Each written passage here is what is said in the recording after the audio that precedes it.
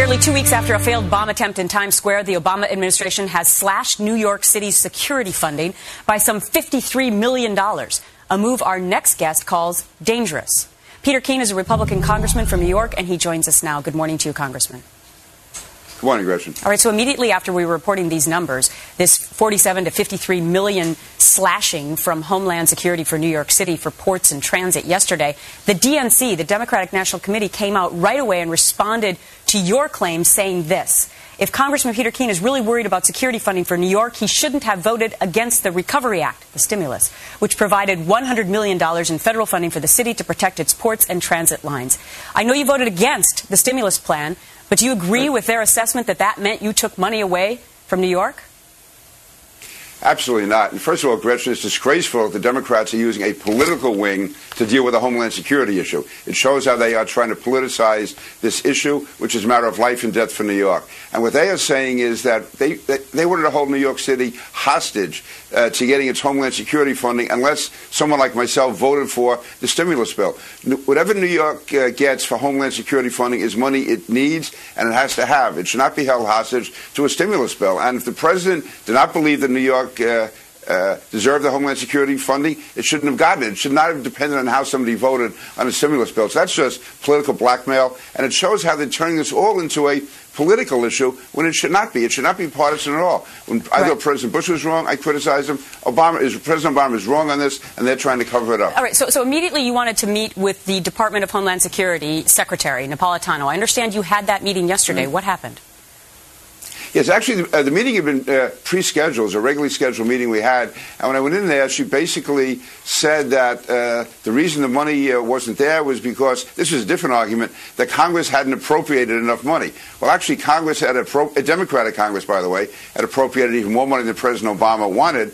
And yet, President Obama still did not send the money that New York needed. So, again, they have a mixed message. You have the Secretary and the Department saying there wasn't enough money there. And then you have the White House or the Democratic National Committee saying that I was somehow against it because I didn't vote for their stimulus bill. So they should just treat this as the life and death issue it is and forget the politics. All right. Another message coming from the Attorney General yesterday, Eric Holder, when he was questioned about radical Islam and that role in terror. Listen to this.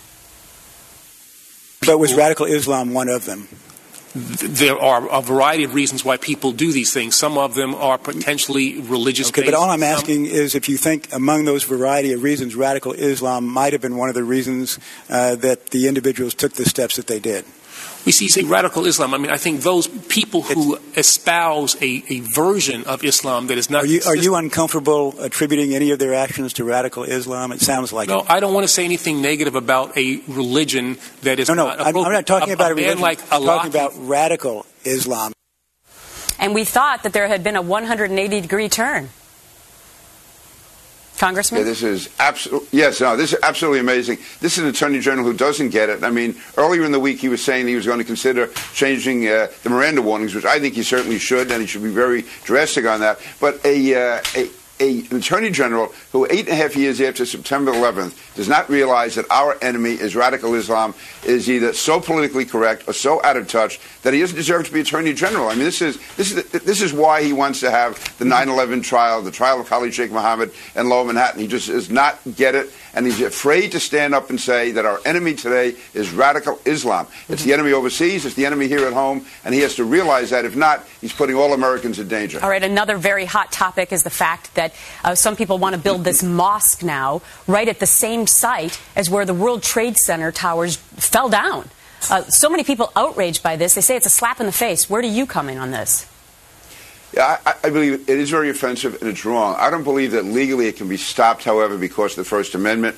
But having said that, you know, the mosque will be there. It will be within walking distance of where so many Americans were killed by radical Muslims. And obviously, we cannot blame all of Islam for what a handful of terrorists did. What bothers me, though, is since then that so many Muslim leaders have failed to speak out against radical Islam, against the attacks. We had mosques here on Long Island who are actually blaming the attacks on the Jews, the CIA, and the FBI. So that's why this is particularly offensive.